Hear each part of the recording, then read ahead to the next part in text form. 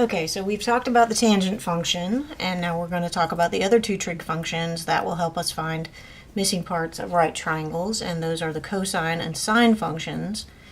So the sine, cosine, and tangent functions are just three ratios in a right triangle, and you just have to memorize which one is which. Sine is opposite over hypotenuse, so if you're looking at sine of an angle in a right triangle, the sine is the ratio of the opposite side to that angle divided by the hypotenuse. The cosine of an angle is the adjacent side to that angle, the side that's right next to the angle, that is actually one of the sides of the angle, but not the hypotenuse. Adjacent over hypotenuse is cosine. Tangent, as we already learned, is opposite over adjacent. So these are the three ratios that you have to memorize for trigonometry. And the way to do that is the way I do it is I use this little saying, this little weird mnemonic device. Some old horse came a hoppin' through our attic. And what that stands for is sine, opposite over hypotenuse, cosine, adjacent over hypotenuse, and tangent, opposite over adjacent.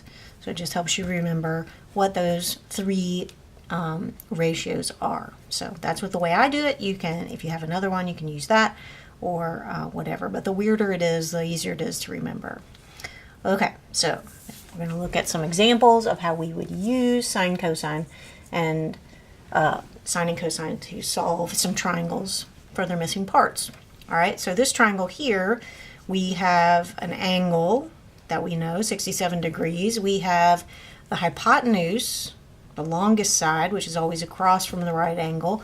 That's 120, and then we're missing the legs. So in this problem, we wouldn't have been able to use tangent because we don't have either leg. So we can use sine and cosine, and if we want to find x, we're going to use the sine of 67 because sine, as we just looked at, is opposite over hypotenuse. So if you're talking about the sine of 67 degrees, x is opposite to 67 and 120 is the hypotenuse. So sine 67 is equal to opposite, which is x, over hypotenuse, which is 120. 120, multiply both sides by 120, and you get 120 times sine 67 equals x. So you're going to use your calculator and your sine function on your calculator to do that. Now double check and make sure that on your calculator you're in degrees. If you're in radians, which will say RAD, that's not going to be good because you're going to get the wrong values. And if it's on GRAD, you're also going to get the wrong values. So you've got to make sure it's on degrees because we are working with degrees. We're taking the sine of 67 degrees. So we need to make sure that our calculator is set for degrees before we try to do these problems. All right, so we're going to multiply 120 times sine 67. Some calculators you punch sine first and then you hit 67. On mine, you hit the angle first and then you hit the trig function. So 67 degrees, hit sine, and it tells you what that is. You don't have to hit equal, you just hit sine. And then you're going to multiply that by 120. And so that gives us about 110 for x. So x is about 110. All right, so there's x. To find y, we're going to have to use the cosine function because y is adjacent to 67, and we have the hypotenuse 120. So adjacent over hypotenuse is the cosine function. Now you could use the tangent function since now we found x. So you could say opposite over adjacent, but I wouldn't want to do that because we didn't get the exact value for x. We just got an approximate value. And so I'd rather use things that we know for sure are exact, like this 120. So cosine 67 is going to equal adjacent, which is y, over hypotenuse, which is 120. And now multiply both sides by 120, and you get 120 cosine 67 equals y. So y is about 67, okay, cosine, times 120, and that's about 47. So y is about 47. All right. Let's check that. 120 times cosine 67. Right. Okay, moving on. All right, so now we have this triangle here, and we are missing the angle. We have the side opposite to the angle, and we have the hypotenuse. So we want to use whichever trig function involves opposite and hypotenuse, and that is sine. So the sine of our angle, n, is equal to opposite, 22, over hypotenuse, which is 40. So that, now we don't know the angle on this one. So we're not taking the sine of anything because we don't know what the angle is. So what we're trying to do is find out what angle has this for its sine. So when you don't know the angle, you use the inverse sine function. So you're going to say 22 divided by 40 equals, and get that value. And now instead of hitting the sine button, you're going to hit inverse sine. Because you don't know the angle, you're looking for the angle. And that will give us n is about 33.36, which rounds to about 33 degrees. Because it said to find it to the nearest integer. All right, so when you're missing the angle, you use the inverse function.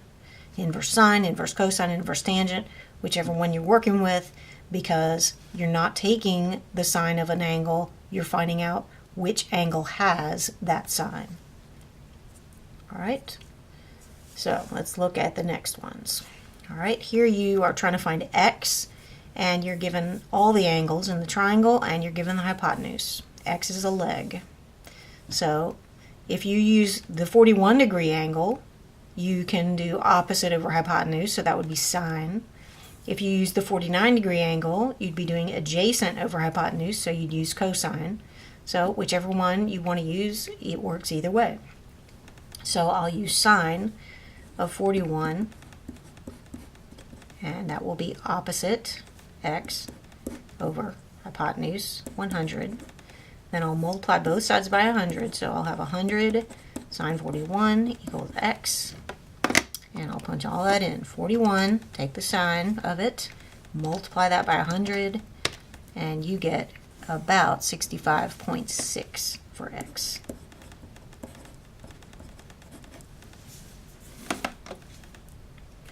For this one, you've got a hypotenuse, and you've got a leg, and you've got both angles. So you can use either sine or cosine, because they both have hypotenuse. And you can pick whichever angle, if you're going to use angle 55, you'd use cosine because this is adjacent to angle 55. If you're going to use the 35 degree angle, then you would use sine because that's opposite. So I'll use cosine this time just to be different. So cosine 55, so I'm talking about this angle, is adjacent, this side is adjacent to that angle, so x over hypotenuse. And then multiply both sides by 8. Get 8 cosine 55 equals x.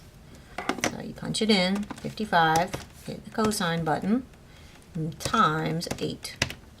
So that is going to give you 4.59 about. So 4.59 is about x.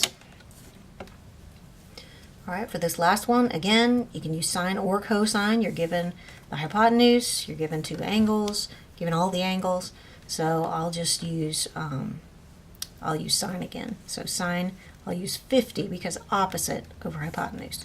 So sine of 50 is opposite side over hypotenuse, x over 12.